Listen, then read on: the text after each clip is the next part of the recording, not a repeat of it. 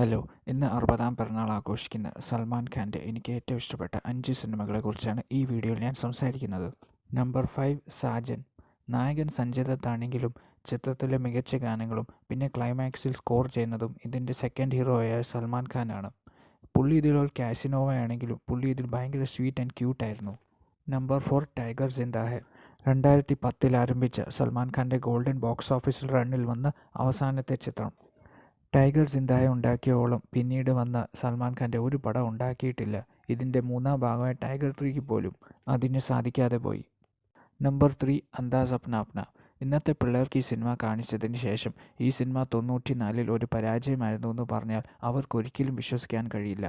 നല്ല പാട്ടുകൾ ഒഴിച്ചാൽ ഈ പടത്തിന് ബ്ലോക്ക് ബസ്റ്റർ ആവാനുള്ള എല്ലാ ചേരുവകളുണ്ടായിരുന്നു. നമ്പർ 2 ഗോസ് ടു സുൽത്താൻ. സൽമാൻ ഖാൻ എന്ന നടനെയും സൽമാൻ ഖാൻ എന്ന സൂപ്പർ സ്റ്റാറിനെയും ഒരുപോലെ ഉപയോഗിച്ച സിനിമയായിരുന്നു സുൽത്താൻ. ക്ലാസ് ഓഡിയൻസിനെ ഇഷ്ടപ്പെടുന്ന മികച്ച അഭിനയ മുഹൂർത്തങ്ങളും ഫാൻസിനെ ഹരം കൊള്ളിക്കുന്ന മികച്ച മാസ് രംഗങ്ങളും കൃത്യമായ ഇടവേളകളിൽ ഈ സിനിമയിലുണ്ട്. ആൻഡ് നമ്പർ 1 ഗോസ് ടു मैंने प्यार किया.